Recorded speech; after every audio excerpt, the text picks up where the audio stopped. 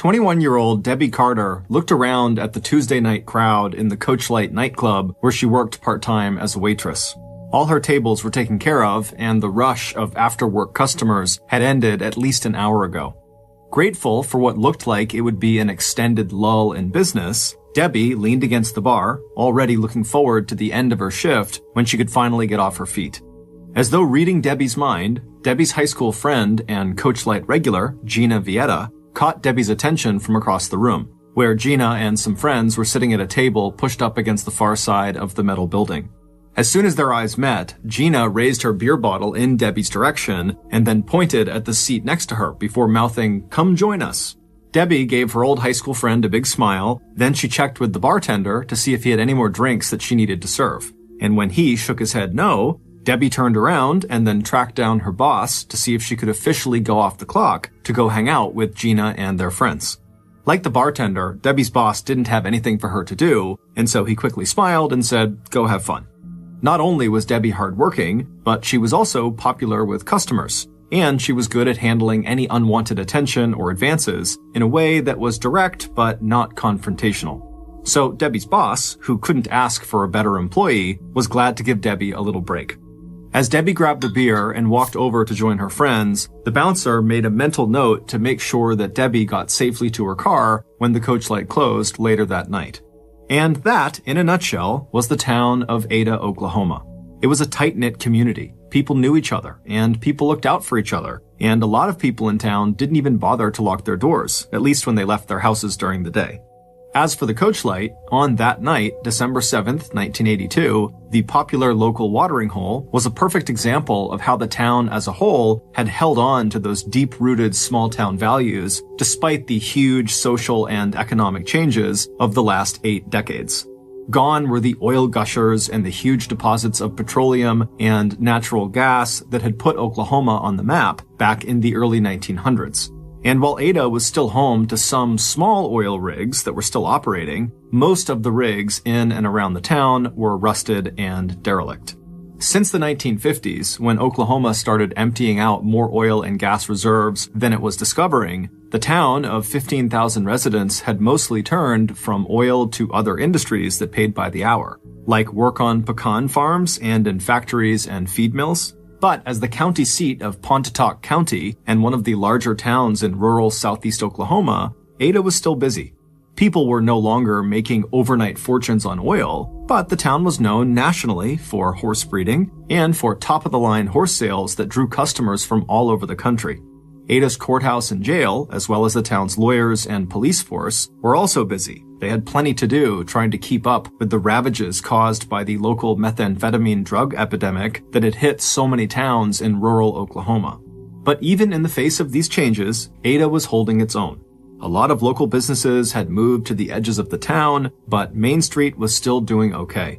There were no boarded-up storefronts, and neighbors and coworkers gathered for lunch in cafes and sandwich shops. The town was also home to East Central University, whose 4,000 students, a lot of them commuters, helped boost the local economy and bring a little diversity to Ada's mostly white and mostly Christian population. And places like the Coachlight, with its cheap beer, along with food that was more filling than it was fancy, did very well, especially on weekends when it was filled with a mix of factory workers, 20-somethings, and a dance and party crowd who went there for the live music and the big dance floor. On her way over to Gina's table, Debbie had to slow down a couple of times to say hi to a few of the regulars. Even though it wasn't a busy night, there were more than a dozen people at the Coachlight who knew Debbie by name or who had gone to school with her. And noticing that she had stepped away from work, a few of the men decided then and there to see if they could get Debbie out on the dance floor before closing time. Because Debbie was one of those very easy-to-like people. It wasn't just that she was attractive and athletic, standing 5 feet 7 inches tall before pulling on her work boots. She also had an open smile and friendly dark eyes that matched the color of her glossy shoulder-length dark brown hair. In addition to her part-time job at the Coachlight, Debbie babysat, she worked part-time at the local glass plant, and she served food at a local drugstore lunch counter. As a child and teenager, Debbie had never been a huge fan of academics, and her father, Charlie Carter, still liked to tell the story about how Debbie, on her second ever day of going to school, had looked up at her parents and asked, "You mean I've really got to go through with this?" So instead of going on to college after graduating from Ada High School in 1979, Debbie had put all her energy into saving money to buy her own car and rent an apartment of her own. It was a goal that meant she had sometimes clashed with her mom, Peggy Stillwell, who felt that Debbie was spending too much time at places like the Coachlight and drinking too many beers with old high school buddies like Gina. But 2 months ago, Debbie's dream of living on her own, a big girl life, as her family called it, had come true. That's when Debbie had packed her belongings into the 1975 Oldsmobile car she had bought with her own money and moved into her very own 3-room apartment above a garage at 1022 East 8th Street, right next to the campus of East Central University. Once Debbie's mom was satisfied that Debbie had chosen what seemed like a safe location to live alone, Peggy had given her blessing to Debbie, and mom and daughter were right back to being as close as they had always been. And that closeness was true of Debbie's relationship with her father, too. Even though Debbie's parents had divorced 5 years ago, both Peggy and Charlie shared a bond of unconditional love for Debbie and her 2 younger sisters. And since Charlie sometimes picked up a shift as a bouncer at the Coachlight, he was able to keep a protective eye on his daughter without being intrusive. Now, slipping into the seat at the Coachlight next to Gina and a group of their other old high school friends, Debbie stretched out her long legs under the table and sighed with contentment. It had been a long day, and just sitting down was a relief. But even as Debbie exchanged greetings with her friends, her mind drifted to her new home. And just thinking about the apartment she had worked so hard for gave Debbie a thrill. She'd always been someone who liked her independence, and now that she had a place of her own, she loved keeping her cozy living room, kitchen, and bedroom absolutely spotless. And with no one to look over her shoulder, she could eat as many mayonnaise sandwiches, a personal favorite of hers, as often as she wanted to. Even the things Debbie didn't have turned out to be an advantage. As Peggy pointed out, the fact that Debbie did not have her own washer and dryer was actually a blessing. It meant that Debbie made regular trips to her mom's house to do her laundry, which is exactly where Debbie had been just 2 evenings earlier, listening to the tumble of the dryer while she curled up on the bed next to her mom, which is where Debbie wound up falling asleep and spending that night. Peggy, whose motherly instincts were always on high alert, still couldn't help but worry about her daughter's safety in her new apartment. But Debbie had always said, "Mom, as long as I have my teeth and nails to fight with, no one is going to hurt me." Debbie's thoughts were suddenly pulled back to the present when one of her high school acquaintances stopped by the table and asked her to dance. Debbie had always had her share of boyfriends, but she'd never been known for sleeping around. In fact, her closest girlfriends knew that Debbie was very modest and shy when it came to letting anyone see her undressed. But this was someone Debbie had known for a long time that was asking her to dance, and even though she was tired, she pushed herself up from her chair and headed out to the dance floor. But by the time Debbie had come back and ordered another beer, she was already glancing at her watch, just waiting for the night to end so she could go back home. That moment came a little sooner than she expected when her boss started closing the Coachlight early at around 12:30 a.m. Gina immediately invited everyone at their table back to her apartment for one more drink, but Debbie smiled and shook her head. No, Debbie was going to head straight home to her apartment. She promised Gina that if she changed her mind, she'd give her a call. As customers made their way back to their cars, the bouncer made sure that Debbie was not walking out of the nightclub on her own. And after having a brief conversation through her car window with another Coachlight regular, Debbie rolled up her car window, turned on the car engine, and drove out of the Coachlight parking lot towards her new home. At 2:30 a.m. on the morning of December 8th, 2 hours after the Coachlight closed its doors and turned off the lights, Gina heard the ring of her telephone cut through the noise of the people talking and laughing over drinks at her apartment. When she answered her phone, she was surprised to hear Debbie's voice on the other end. She was even more surprised by what Debbie was asking Gina to do. According to Debbie, there was a visitor in Debbie's apartment who was making Debbie uncomfortable, and Debbie wanted Gina to drive over and give Debbie a ride to Gina's house. Since Debbie had her own car and could drive to Gina's house, the request made no sense to Gina, unless Debbie's visitor wasn't letting Debbie leave. Gina tried to ask Debbie who the visitor was, but their conversation was cut short by muffled noises on Debbie's end. Gina heard Debbie talking to someone, and then the sounds of what might have been a struggle over control of the phone. Gina didn't wait to hear anything else. She sensed something was wrong. Before hanging up the phone, Gina told Debbie that she would be there as soon as she could. But before Gina even made it out the door, her phone rang again, and again the caller was Debbie. But now Debbie sounded much calmer and told Gina not to come get Debbie after all and that everything was actually okay. Debbie did ask Gina to please give Debbie a call later that morning to make sure Debbie was awake. After hanging up the phone a second time, Gina's first impulse was to ignore Debbie's second call and just still drive over to her apartment to make sure she was okay. But by the time Gina had made it out to her car, she was already having second thoughts. Even though it seemed unlikely, if Debbie did have a man over for the night, Gina didn't want to barge in on them. And Debbie had seemed very emphatic on that second call, telling Gina not to come over. So even though Gina had almost reached her car, she slowed down and then reversed course.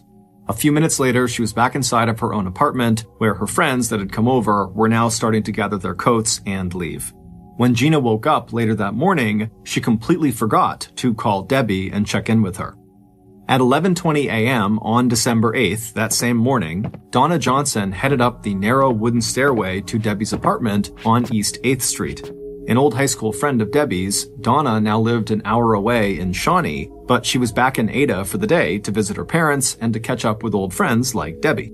But just as Donna reached the tiny landing outside of Debbie's front door and had already raised her hand to knock, she felt bits of broken glass grinding under her shoe. And at the same time, Donna registered the fact that the little window in Debbie's door was broken. Even as Donna did reach up and start knocking on the door, she heard the faint sound of a radio playing inside of Debbie's apartment. When there was no answer to her second knock on the door, Donna checked the doorknob and realized that the door was unlocked. As soon as Donna stepped inside, she knew something was terribly wrong. The living room in front of her was a mess. The sofa cushions were scattered on the floor, and strewn across the linoleum in the kitchen off to her side, Donna saw a woman's blouse and a pair of jeans. Even as Donna started to step past the mess towards Debbie's bedroom, she took in the sight of words scrawled in red on the living room walls and on the small white table in the kitchen. But nothing could have prepared Donna for what she saw next. Lying face down on the floor of the bedroom on the far side of the bed, nude except for one sock, lay Debbie's bloody and lifeless body. The bed had been shoved away from the wall, and all the covers were pulled off of it. On Debbie's back, Donna saw more words written in red liquid. Stumbling backwards in horror, Donna suddenly realized that whoever had done this to Debbie might still be hidden inside of the apartment, and a minute later, Donna was clattering back down the stairs outside. Hopping into her car, Donna drove to the nearest payphone to call Debbie's mother, Peggy, who in turn quickly called her ex-husband, Charlie. Charlie arrived at his daughter's apartment ahead of the police and medical personnel. In Debbie's bedroom, Charlie fell to his knees next to his daughter's body. Charlie called Debbie's name twice before gently lifting one of his daughter's shoulders so he could look at her face. A bloody washcloth was stuffed deep into Debbie's mouth. Minutes later, the street in front of Debbie's apartment was lined with police cars, a wailing ambulance, and law enforcement. Stepping into Debbie's apartment bedroom, Ada police detective Dennis Smith took one look at Debbie's body and knew that he had a brutal rape and homicide on his hands. As the 17-year veteran of the Ada Police Department took in the horrific details of how Debbie had died, he also knew that this case felt intensely personal. In addition to knowing Debbie's parents, Charlie and Peggy, Detective Smith's own daughter was good friends with Debbie's younger sister. Doing his best to keep his emotions under control, the 39-year-old detective immediately ordered officers to seal off the immediate area around the apartment from the growing crowd of neighbors and bystanders. After clearing the inside of the apartment, Detective Smith did not waste any time. He sent police officers out to knock on doors and interview neighbors to see if anyone saw or heard anything unusual during the night and early morning hours. He also wanted a list of Debbie's friends, boyfriends, coworkers, family members, and possible enemies. Police would soon find out from Debbie's friend Gina about the 2 phone calls Debbie had made between 2:30 and 3 a.m. that morning. And based on that testimony, they would quickly narrow the time of the murder to some time between 2:30 a.m. and 11:40 a.m. when Donna had discovered Debbie's body. With that information in hand, Detective Smith was especially interested in knowing exactly who saw or interacted with Debbie on the night of December 8th and into the early morning hours of December 9th at the Coach Light. Since that could include a list of dozens of people, Detective Smith also pushed out a general request for the male patrons of the Coachlight the night before, as well as any male acquaintances of Debbie's, to come to the police station and voluntarily submit hair, pubic hair, and saliva samples. Satisfied that the investigation was now underway, Detective Smith stepped back and tried to make sense of the crime scene, in which all 3 rooms of Debbie's apartment appeared to have been upended by a struggle between Debbie and her attacker. In fact, starting with the shattered front door window and ending with the ripped and torn trail of clothing and furniture, the apartment was so trashed that Detective Smith realized that this homicide might be the work of more than one perpetrator. That suspicion grew stronger as the detective looked at the 4 messages that the killer or killers had left behind. Written in nail polish on the wall of the den was the sentence, "Jim Smith will die next." On Debbie's back, written in what would turn out to be ketchup, Detective Smith read the name Duke Graham. Once Debbie's body was turned over, the detective would see a single word written in red fingernail polish on Debbie's chest, "Die." And on the kitchen table, written in ketchup again, was a message that referred explicitly to 2 killers. "Don't look for us, or else."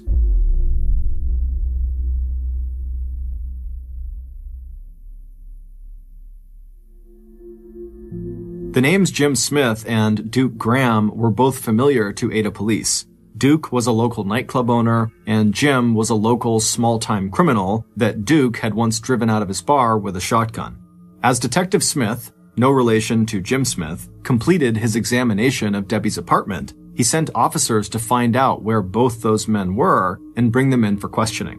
Then, the detective watched for a few minutes as crime scene techs went about their work inside the apartment, dusting for fingerprints and photographing and collecting possible evidence. That evidence included any strands of human hair, the murder weapon, and the removal of a 4x4-inch square of sheetrock from the bedroom wall that contained a single bloody handprint.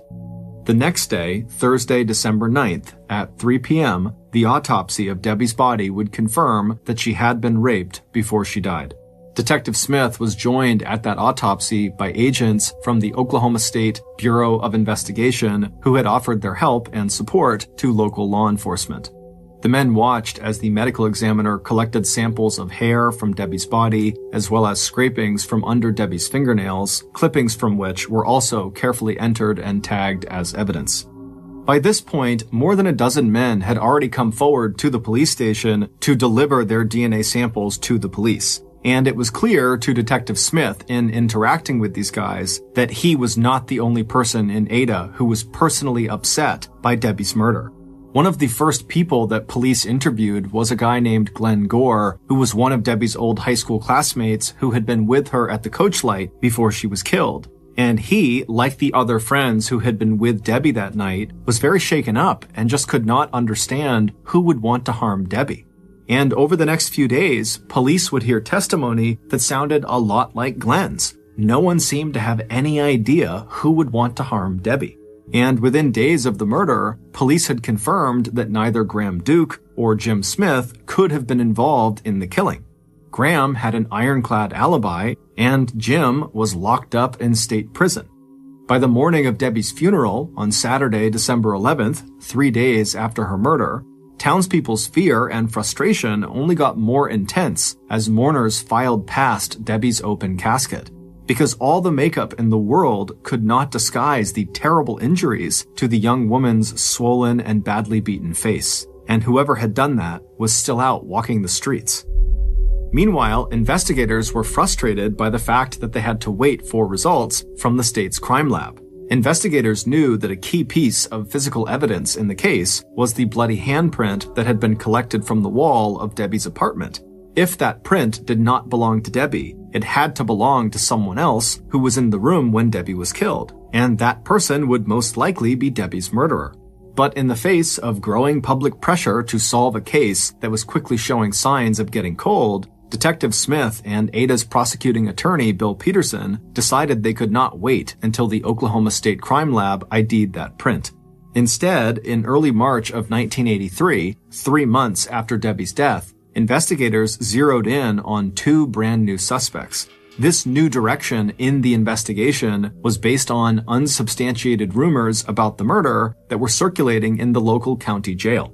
The first and primary suspect was 30-year-old Ron Williamson, a former minor league baseball player who was one of Ada's well-known hellraisers and heavy drinkers. Ron, who lived not far from Debbie's garage apartment, was fingered as a possible suspect by his county jail cellmate when Ron was locked up on a drunk driving conviction. According to his cellmate, when news of Debbie's murder spread through the inmate population, Ron, who was also known to have serious mental health issues, became very upset. The second suspect, a 23-year-old man named Dennis Fritz, who was new to Ada but who had been seen in Ron's company at some local bars, was a person of interest, mostly because police believed the murder had been committed by two men, and Dennis was one of Ron's few friends. Both men were interviewed repeatedly by police, and both denied any involvement in Debbie's murder. They also submitted fingerprints and DNA to police. Eventually, after hours of aggressive questioning from investigators, Dennis was told he failed a lie detector test, and Ron was told that the results of the lie detector test he had agreed to take were inconclusive. But even after the Oklahoma State Crime Lab reported back to Ada police on March 28, 1983, that the bloody handprint on the wall of Debbie's bedroom did not match prints belonging to Debbie, Dennis, or Ron, Ada law enforcement did just the opposite of backing off that avenue of investigation. Instead, they began to focus exclusively on Ron and Dennis. Neither man had been seen on the night of the murder at the Coach Light, but without any other suspects in the case, Ada investigators doubled down on building a circumstantial case against the men. The case was based mostly on Ron's history and reputation in Ada as unpredictable, occasionally violent, and at times mentally unstable, as well as allegations from more jailhouse informants saying that Ron had had a dream about Debbie's murder. The police continued to focus on Dennis based on their conviction that the crime had been committed by more than one person. In December of 1983, Detective Smith's case against Ron was suddenly strengthened when a customer who had been at the Coach Light on the night before Debbie's murder came forward and told police they had seen Ron at the nightclub that night, just hours before Debbie would be killed. But it wouldn't be until May 1st, 1986, 4.5 years after Debbie's murder, that Ada police got the information they felt they needed to clear the way for an arrest and conviction in the homicide case that had slowly poisoned the once safe and tight-knit little town of Ada, Oklahoma. That was when Ada's district attorney, Bill Peterson, persuaded Debbie's mother, Peggy Stillwell, to allow police to dig up Debbie's body and re-examine her handprint to see if maybe it did match the bloody print that police found on her wall.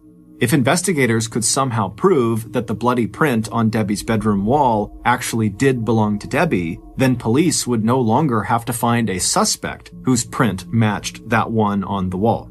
And sure enough, after taking prints from the hand of a 4-year-old corpse, the same agent who had earlier declared that the print on the wall did not match Debbie's prints now revised his report to say that it was inconclusive whose print was on the wall.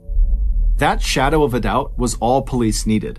Combined with a hair analysis showing that some of the head hairs found at Debbie's apartment bore a microscopic resemblance to samples provided by Ron and Dennis, Detective Smith and District Attorney Bill Peterson were sure they had solved the case. 1 week later, on May 8, 1986, Ron Williamson and Dennis Fritz were arrested and charged with first-degree murder in the death of Debbie Carter. For Debbie's family and many other residents of Ada, Ron's arrest came as a relief. Ever since he was first questioned by police back in early 1983, Ron's mental health had deteriorated. His mood swings were more extreme, his behavior had become even more erratic and at times violent. And he had spent all 4 of those years since Debbie's murder in and out of jail on charges ranging from forging a check worth $300 to violating parole to public intoxication. Meanwhile, the long wait for justice had just about destroyed Debbie's mother, Peggy, who had begun to drink heavily and spend hours and hours sitting near her oldest daughter's grave in nearby Rosedale Cemetery. And so, in April of 1988, both Ron and Dennis were convicted in separate trials of Debbie's murder, and the town of Ada breathed a collective sigh of relief. Dennis was sentenced to life in prison, and Ron was sentenced to death. The actual date of Ron's execution was set for September 27, 1994. Ron and his court-appointed attorney would have 6 years to file appeals. Finally, after more than 6 years, Debbie's family could begin to heal, and Debbie, now buried for a second time, could finally be left in peace. As the spring of 1988 blossomed in Ada, the town of 15,000 residents could sleep easier knowing that Debbie's killers were safely behind bars. But all that would change 6 years later on September 22, 1994. Exactly 5 days before Ron Williamson was scheduled to die by lethal injection, a federal appeals judge shocked Ada law enforcement by ordering a stay of execution. The ruling was based on an appeal by Ron's lawyer outlining violations of Ron's constitutional rights during his 1987 trial. But even though that same judge would eventually grant Ron's request for a new trial, the tip that wound up cracking the case of Debbie Carter's rape and murder wide open would have nothing to do with legal arguments about police work.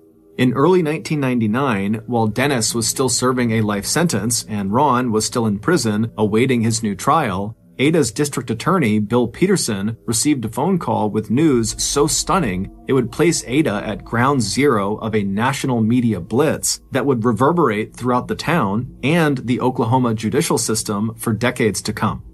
Based on that new information and follow-up work by local investigators and agents from the Oklahoma State Department of Investigation, here is a reconstruction of what really happened to Debbie Carter on the night of December 7th and in the early morning hours of Wednesday, December 8th, 1982. It was a slow night at the Coachlight nightclub, and 21-year-old part-time waitress Debbie Carter was grateful that her boss had let her go off the clock. Now she looked around the table at her group of friends, which included Gina, a Coachlight regular who had asked Debbie to take off her work apron and join them for a couple of beers. On her way over to Gina's table an hour earlier, Debbie had done her usual inventory of Coachlight customers. She'd waitressed at enough bars that it was second nature now to read the room for any signs of trouble from difficult or rowdy patrons. Town bad boy Ron Williamson was not there, and it had been weeks since his friend, Dennis Fritz, had stopped by.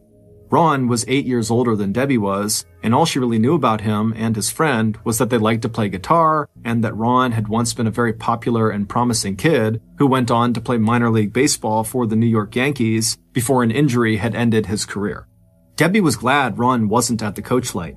You serve him a couple of drinks and he could get loud and aggressive, and she'd heard that at least one woman back in 1978 had accused him of rape, although Debbie had also heard that those charges were eventually dismissed. But there was still one person at the Coachlight that night that Debbie wished wasn't there. She'd felt his eyes following her when she crossed the room serving drinks, and again when she had walked over to Gina's table.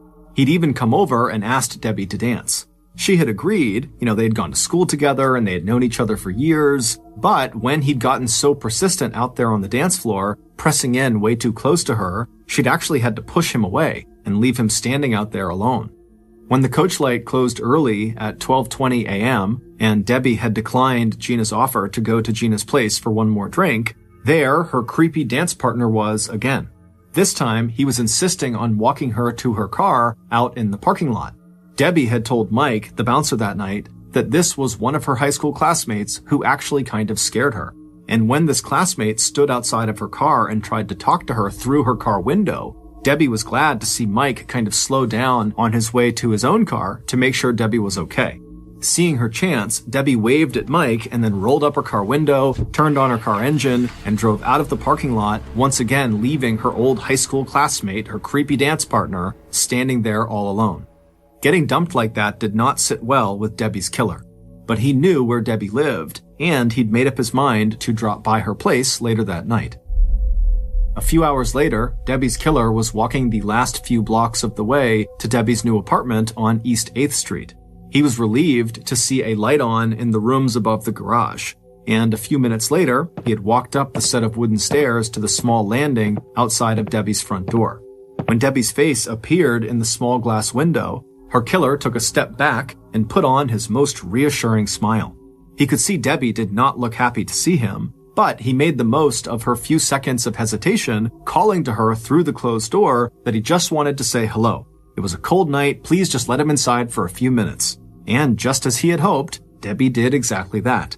Except that Debbie's killer did not leave after a few minutes. And when Debbie picked up the phone and called Gina and asked Gina to drive over and get Debbie and take her to Gina's house, it was all Debbie's killer could do. First, to interrupt the conversation before Debbie gave Gina his name, and then to persuade Debbie to call Gina back and say that everything with Debbie was okay after all. But the whole episode with the phone and Debbie's earlier refusal to have sex with him, which is what he wanted and what he'd come there for, made Debbie's killer very angry. Instead of leaving, which is what he'd just promised Debbie he would do, he waited until Debbie had turned away from him to show him to the door before grabbing her from behind and spinning her back around to face him. When the medical examiner conducted an autopsy on Debbie's body 2 days later, at 3 p.m. on the afternoon of December 9th, the catalog of wounds and injuries she had suffered, all inflicted before her actual death, told the story of the violent struggle between Debbie and her killer in the early morning hours of December 8th. Over the course of the assault, Debbie would be beaten, stripped, and raped. In trying to fight off her attacker, Debbie would sustain bruises, scrapes, and small cuts on her arms, hands, face, under her chin, and on the back of her head, along with bruises and bite marks inside her mouth and on her tongue. At some point, Debbie's attacker would shove a bloody washcloth down her throat, and there were traces of shampoo as well as ketchup left on her back and buttocks. In addition to the electrical cord that Debbie's father would see wrapped around his daughter's neck, Charlie would also see the beautiful leather belt that Debbie's mother had given Debbie for her 21st birthday, a belt that had now been used to strangle their oldest daughter. The medical examiner would confirm asphyxiation, lack of oxygen, was the ultimate cause of Debbie's death. After the killer had squeezed the last breath of air out of his victim, he sat straddling Debbie's body for a few moments so he could catch his breath. Then he pushed himself back onto his feet and collected and adjusted his clothing before turning his attention to Debbie's apartment. According to an expert in crime scene reconstruction, Debbie's killer would have spent a substantial amount of time staging the crime scene to make it look like the attack had been the work of more than one person. And Debbie's killer would also use the messages he wrote on Debbie's back and chest, as well as on the walls and kitchen table in her apartment, to divert police attention to two other men, Duke Graham and Jim Smith, who were already known to Ada law enforcement. Once he was satisfied with his work, Debbie's killer took a final look around, then stepped to the door of Debbie's ruined apartment. Before leaving, he carefully broke the glass window in the center of the door, so there were bits of glass both inside the apartment as well as outside on the landing. Pulling the unlocked door closed behind him, the killer walked down the wooden stairway out into the cold Oklahoma night air. Later that day, Debbie's killer would go to the Ada police station along with the dozens of other men in town, and he would tell police that he did see Debbie the night before at the coach light, but he had no idea what happened to her. And unlike the 44 other men who would come to the Ada police station over the next days and hours and weeks, Debbie's killer managed to go to the police station, but slip away without giving his fingerprints and without submitting samples of his saliva and hair. He would also change his statement 1 year later and tell police that on the night of December 7th, he had seen Ron Williamson at the coach light, and that when the killer had walked Debbie out to her car just after the coach light closed at 12:30 a.m. on December 8th, Debbie had confided to him that she was afraid of Ron. Later still, at Ron's trial in 1988, Debbie's killer would be the star witness whose testimony to that effect would help put both Ron and Dennis behind bars, Ron facing the death penalty and Dennis facing life in prison. It wouldn't be until April of 1999, 11 years after Ron and Dennis were convicted, that advances in forensic science and the real killer's own criminal history would finally catch up with him.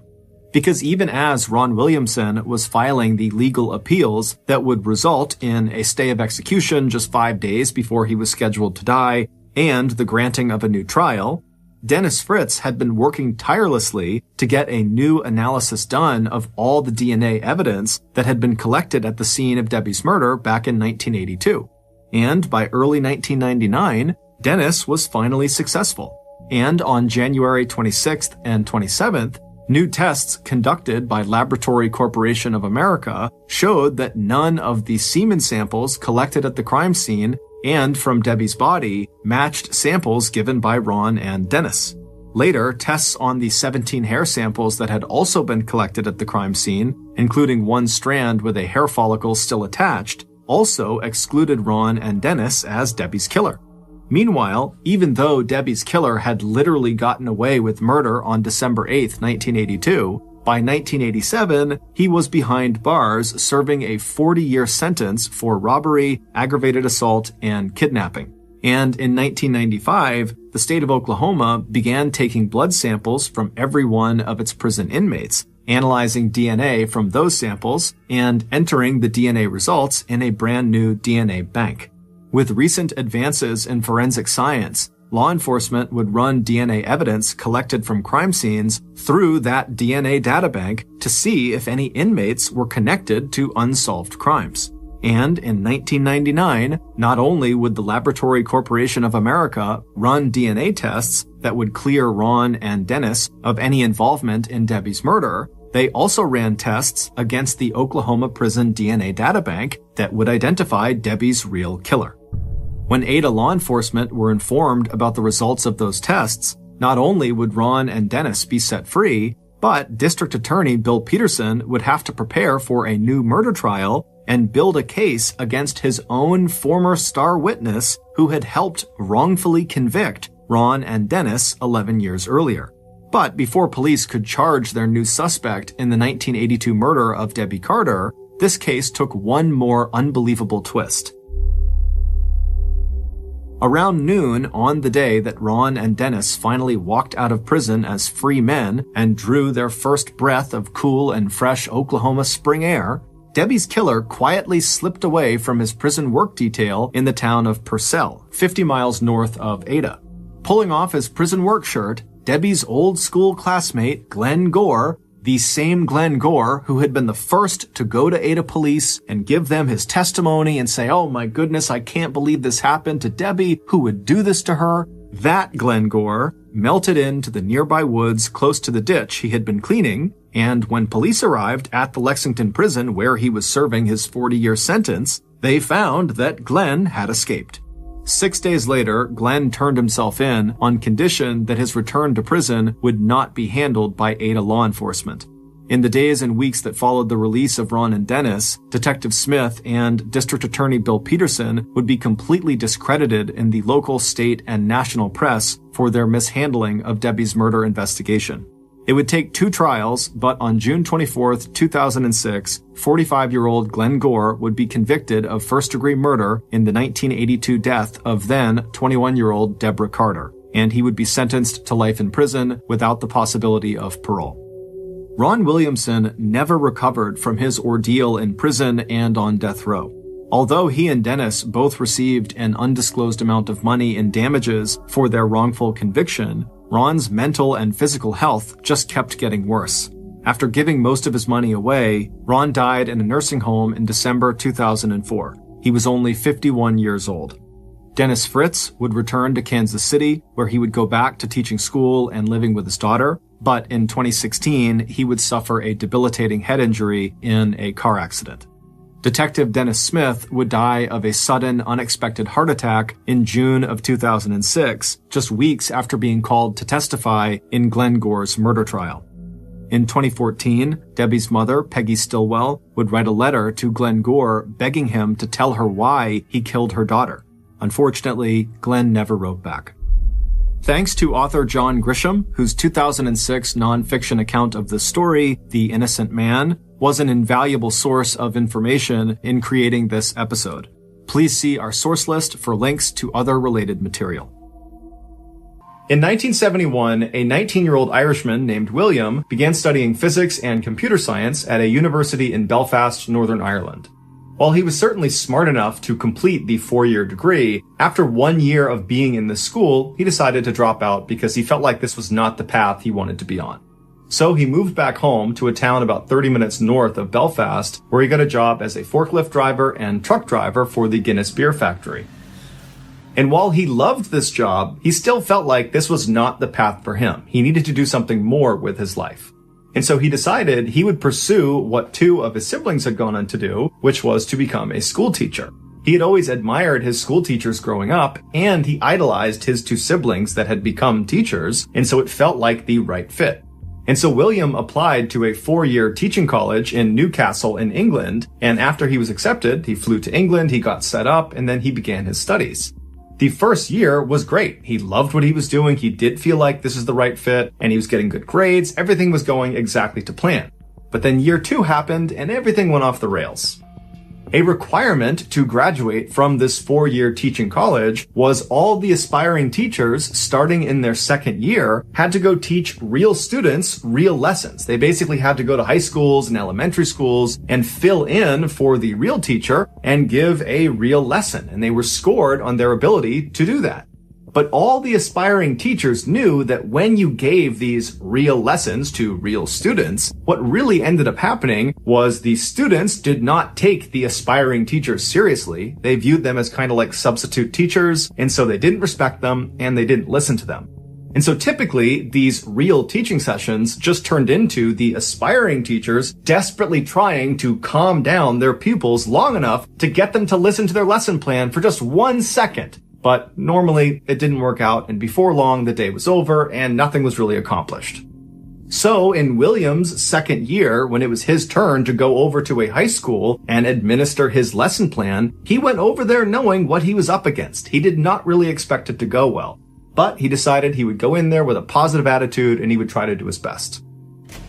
But as soon as he walked into his classroom, he immediately could tell he was going to be overwhelmed. Everybody's standing up and talking amongst themselves, and they turn around and they see William walking in, and they have this moment of realization that their real teacher is not going to be teaching them that day. It's going to be this substitute, William, and they all kind of gleefully began laughing and joking, and they just turned their backs on William and kept talking amongst themselves. And so William goes inside, he puts his stuff on the desk, and he attempts to get the class to listen to him by saying, "Hey everyone, come on, sit down, time to listen up, I'm your new teacher for the day." But the kids just were not listening. And so finally, William, who was a really big guy, he was 6'4", he was in great shape, he kind of postured himself and then yelled at the class, "Sit down right now." And at this, the class did turn around and looked at William and kind of sized him up, and most of them decided, okay, it's time to sit down. And so 99% of the class goes quiet and sits down except for one kid. It was this 15-year-old boy who was at the back of the room, and he was standing up, defiant, with his arms crossed, staring at William with a smirk on his face. And all around him, all his cronies were sitting down, looking up at him, laughing, and kind of looking up at William and laughing at him, knowing that a confrontation was about to ensue. And so William is staring at this kid, trying to get him to just sit without saying anything. And this kid is just mean mugging him with his arms crossed and nothing's happening. And so William walks right up to him and kind of leans over his shoulder and says, "You need to go out in the hallway right now. I will meet you out there." And then William turned around and started walking back towards the front of the room, expecting this to have worked, that this 15-year-old kid would have just followed right along and he'd walk right out to the hallway and that would be that. But when he turned back around again, the 15-year-old kid had not moved. He was still standing in the back of the classroom, arms crossed, staring up at William, basically saying, "Make me." And at this, William lost his mind. He was so mad and so frustrated at how unbelievably disrespectful this kid was being, and really the whole class was being to him, that he just kind of lost it. And he ran up to this kid in the back of the room and he gets right up in his face. And remember, William is 6'4". He's a big guy. And he gets right in the kid's face and he's like, "Get out in the hall right now." And this kid doesn't flinch. Instead, he reaches into his pocket and pulls out a knife and he holds it right up against William. And William, without any hesitation, just winds up and blasts this kid across the side of the head, sending him flying over a kid sitting at a desk. He goes flying over this kid and crumples into the corner. And then when he stands up, he drops the knife and puts his hands up and he's like, okay, I'll go out in the hall. And William's like, go out in the hall right now. And so the kid ran out of the classroom, he goes out into the hall, and the whole class is totally silent. No one even wants to look up at William. They're all kind of just looking down at their desk, trying to be as quiet as possible. And William walks back to the front of the class and proceeds to teach the rest of the lesson. As soon as the high school learned that this aspiring teacher, William, had basically knocked out one of their students, even though it seemed like it might have been a little bit deserved, they immediately told the teacher's college, and the teacher's college immediately expelled William. And so now William is suddenly jobless and he's kind of lost again in the world. He doesn't know what he wants to do now because he really had committed to being a teacher. And so he goes back to his home in Northern Ireland and he begins thinking about, what is he going to do next? And he keeps having this thought that he should pursue this thing that he's always been interested in, but he had never taken seriously because it felt so risky. But now that basically everything in his life had fallen apart, he had nothing to lose. So he decided, what the heck, I will do the thing that I've always wanted to do. And that was stage acting. And so he went and auditioned with a local theater company in Belfast. He was accepted into the theater troupe. And then 4 years later, he was discovered performing on stage by a Hollywood filmmaker. And they cast him in a movie. And the rest, as they say, is history. William Neeson, better known as Liam Neeson, would go on to star in dozens of huge movies and TV shows, and he's probably best known for his epic role in the movie Taken, where he is this CIA operative with a particular set of skills, and in this movie, he punches a lot of people in the face, just like when he was a teacher.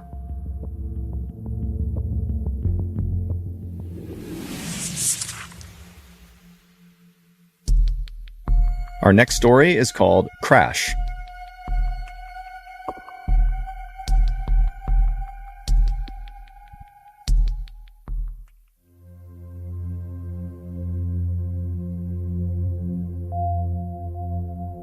Cranbrook, which is a small, snowy town in British Columbia, Canada, used to be a place no one had heard of.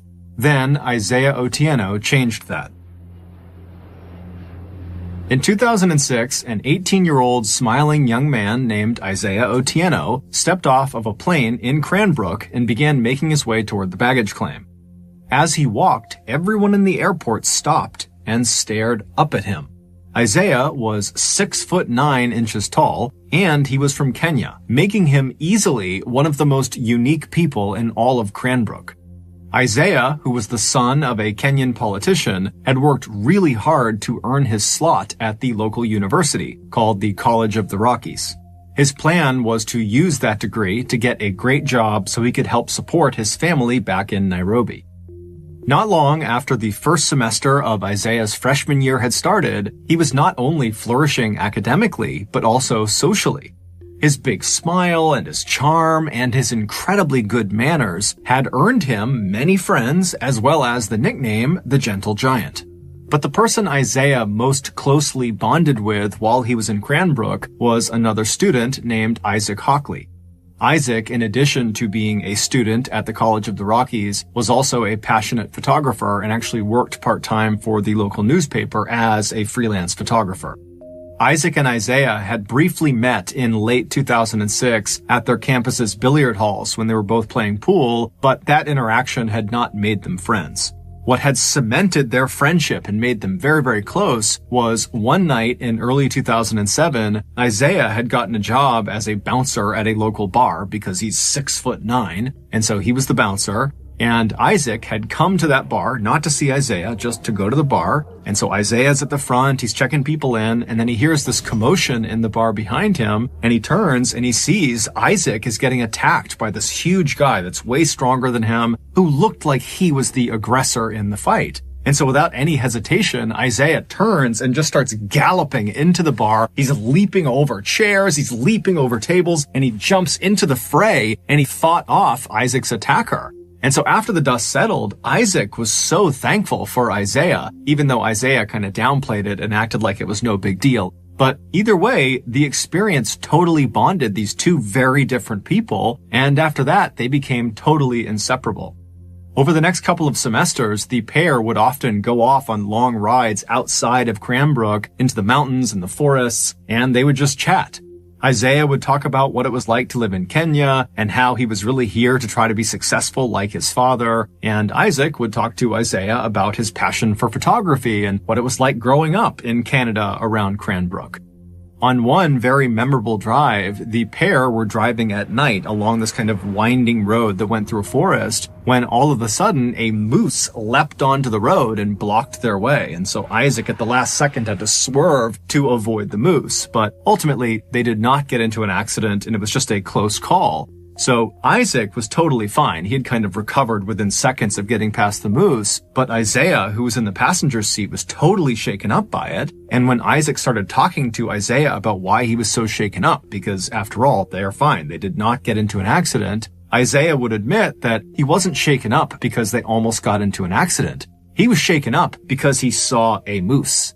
He didn't know moose existed, and so seeing this enormous creature suddenly in the middle of the road right in front of them just had totally spooked him. And so after this, Isaac loved to bring this story up as a way of kind of making fun of Isaiah for his fear of moose, but it was totally in a loving way, and Isaiah would always laugh right along with him. But despite how well everything was going in both Isaiah and Isaac's lives to that point, everything would come crashing down in 2008.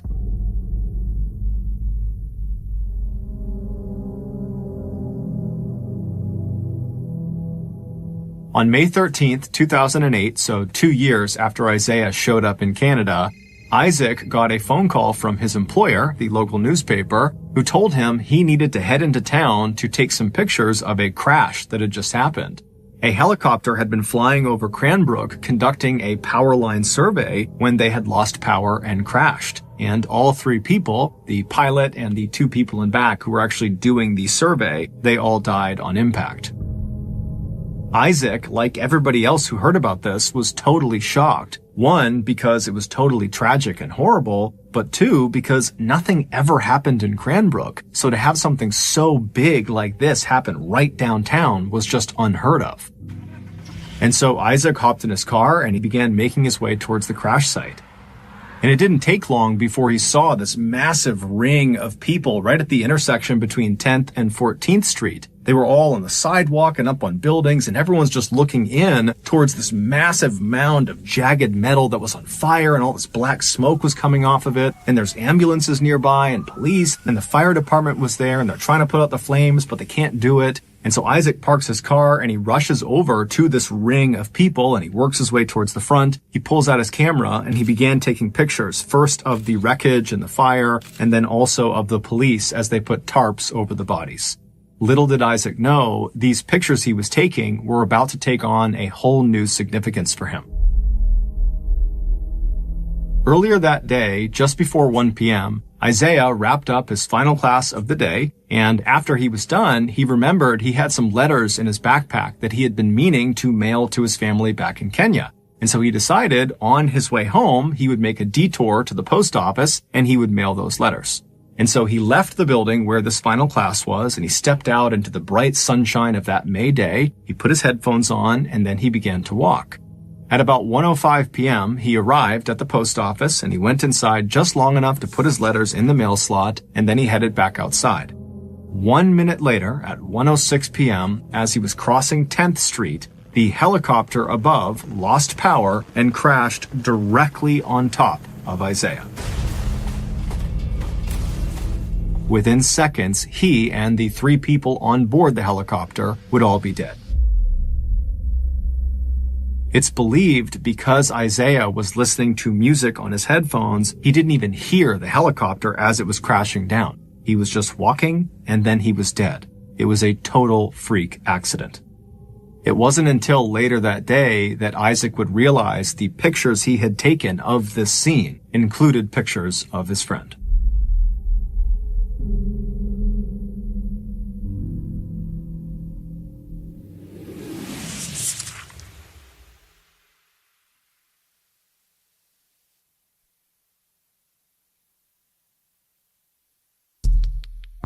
The next and final story of today's episode is called Wires Crossed.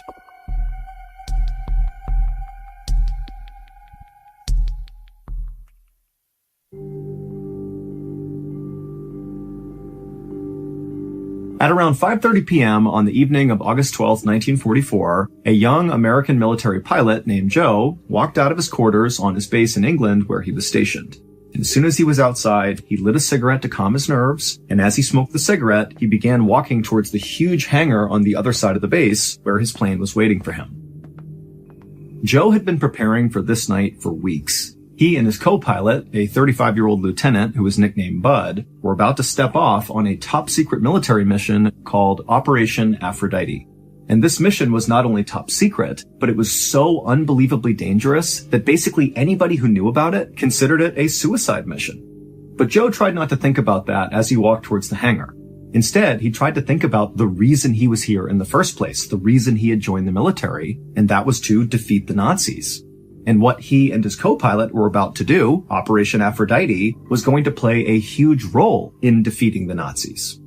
So this was about 5 years into World War II, and at this point, the Nazis were actually losing. However, it was making them more dangerous, not less, because they were becoming very, very desperate. And so they were launching all these outrageous attacks, basically because they had nothing to lose. And one horrible thing the Nazis were doing at this time were dropping these things called vengeance weapons. Hitler called them vengeance weapons. They were basically these huge bombs that the Nazis would drop arbitrarily across the United Kingdom on major population centers. And by this point in the war, these vengeance weapons had killed over 5,000 civilians.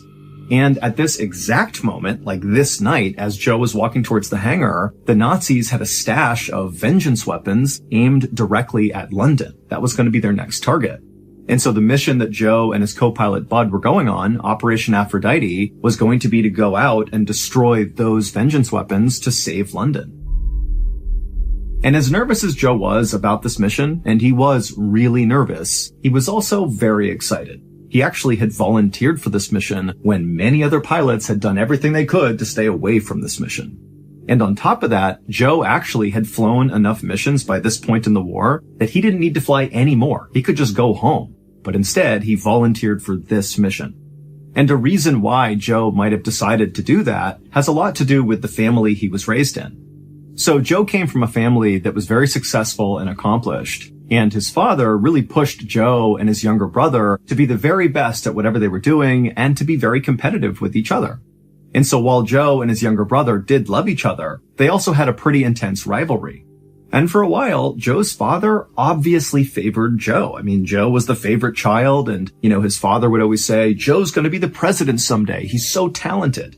But after the attack on Pearl Harbor that brought the United States into World War II, both Joe and his younger brother joined the military, and pretty early on in the war, Joe's younger brother got an award for heroism. He had basically saved his platoon of men, and he won all these awards, and he was all over the news. And pretty quickly after that, Joe felt like he fell out of favor with his dad, that his dad kind of looked at the younger brother as being the favorite child now. And so Joe really started to feel insecure and wanted to prove himself really to his dad. And so when Operation Aphrodite came up, Joe volunteered for it really because he wanted to be a hero. He wanted to show his dad that he too could do something huge and change the course of history. And he would change the course of history, but not in the way he expected. And so Joe continued to smoke a cigarette and hustled across the base towards the hangar. And as he did, he found himself kind of speeding up, like he just wanted to get over there and get started. Joe's commanders had given him a special code he would call out over the radio if this mission was successful. It was spade flush. That's what he'd say over the radio. And so as Joe hustled towards the hangar, he imagined how incredible it was going to be to yell out spade flush over the radio. I mean, it was only like 30 minutes away from that moment. This was a short mission.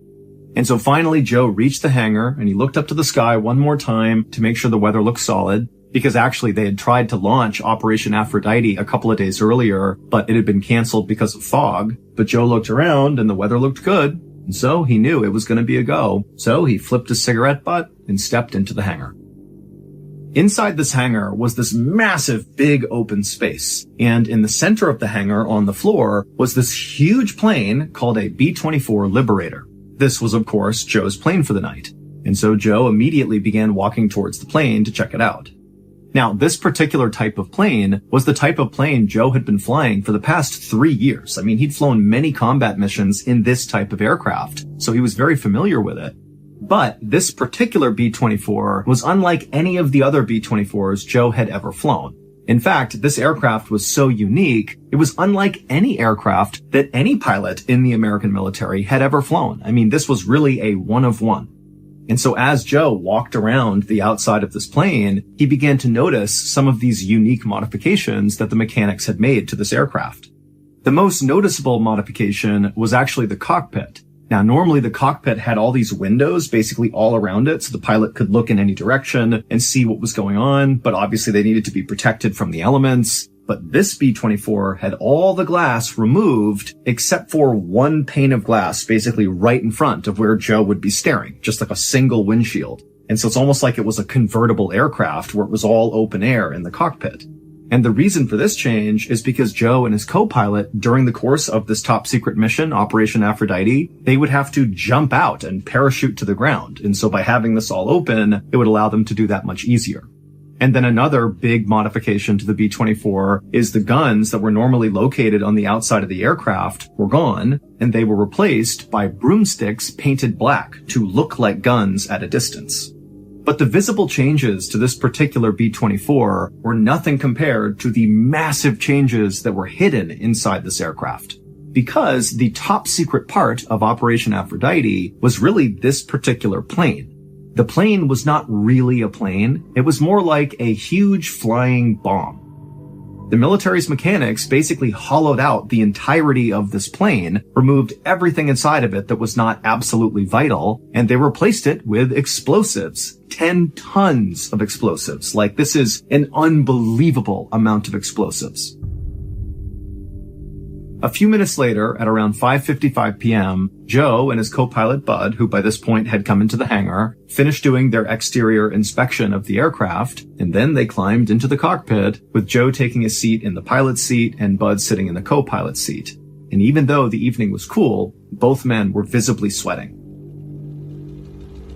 Once the pilots got the go-ahead to begin the mission, Joe fired the first engine and then turned to look at the ground crew all around them, and he noticed all of them looked really, really serious. I mean, they obviously knew how intensely dangerous this mission really was, and the fact was, the pilots might not make it home, and so they're looking up at these guys like, I'm sorry you have to do this. But Joe, he looked out at these people and he sensed that was going on, and so he made a big show to wave and smile at them, to show confidence, like he knew what he was going to do, he's going to be fine. But in reality, Joe really was terrified.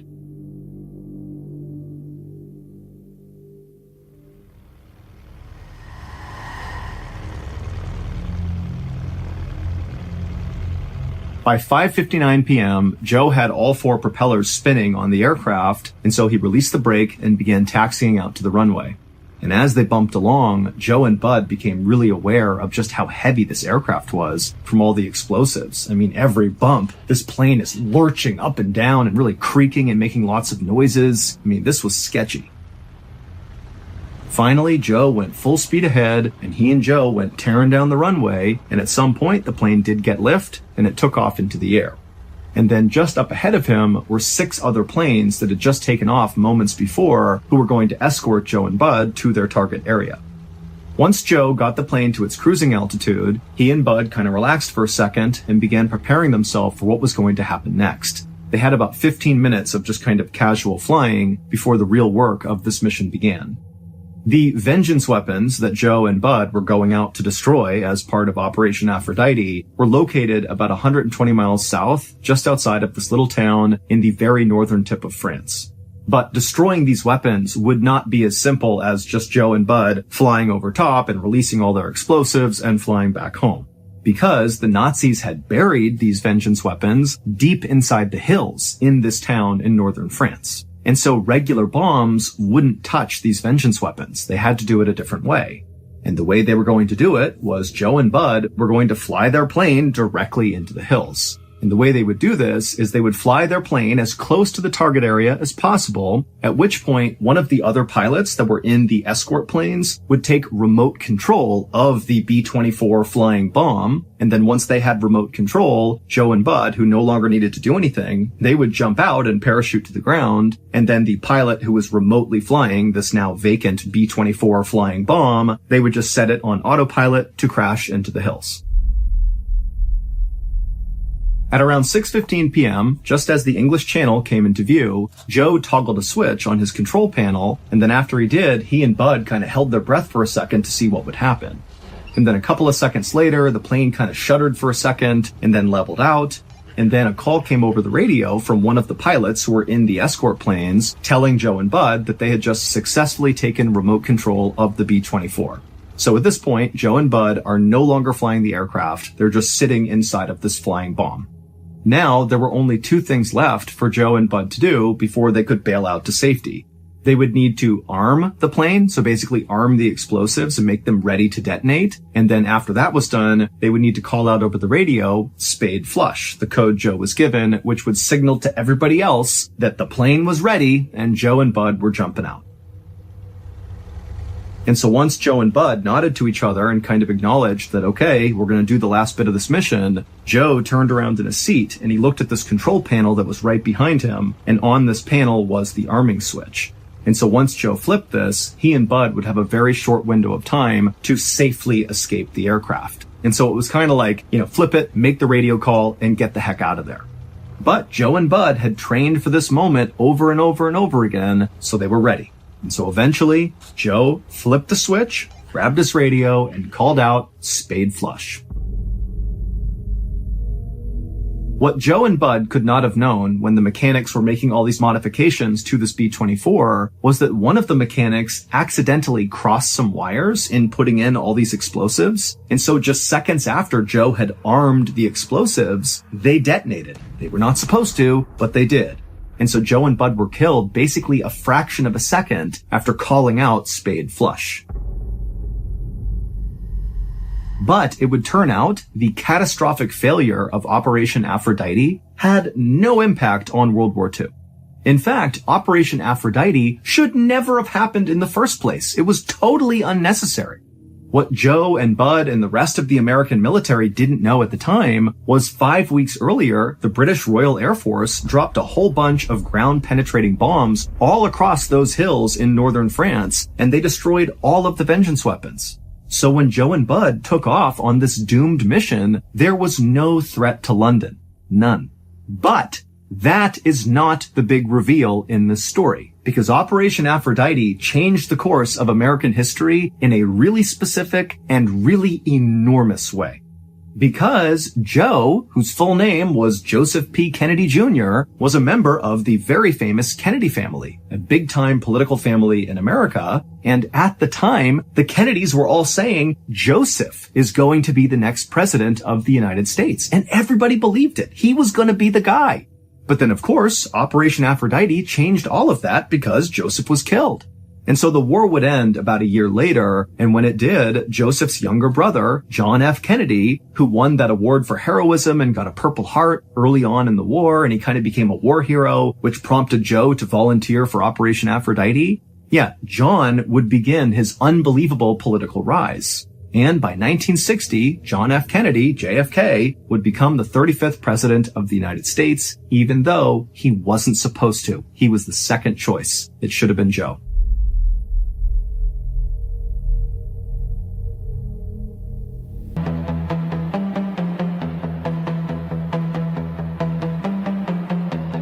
All the walls are breathing slowly. Cracks like rivers trace the night. Shadows fold around the memory of a love that wouldn't die.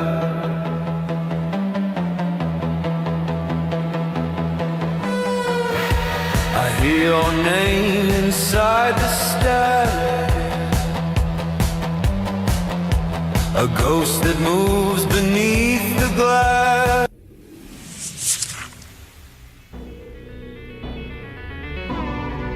Thank you for listening to the Mrballen podcast. If you enjoyed today's stories and you're looking for more bone-chilling content, be sure to check out all of our studio's podcasts, not just this one, but also Mrballen's Medical Mysteries, Bedtime Stories, Wartime Stories, and Runful. Just search for Ballen Studios on any podcast platform, and you'll find all of them. If you want to watch hundreds more strange, dark, and mysterious stories, just head over to our YouTube channel, which is just called Mrballen.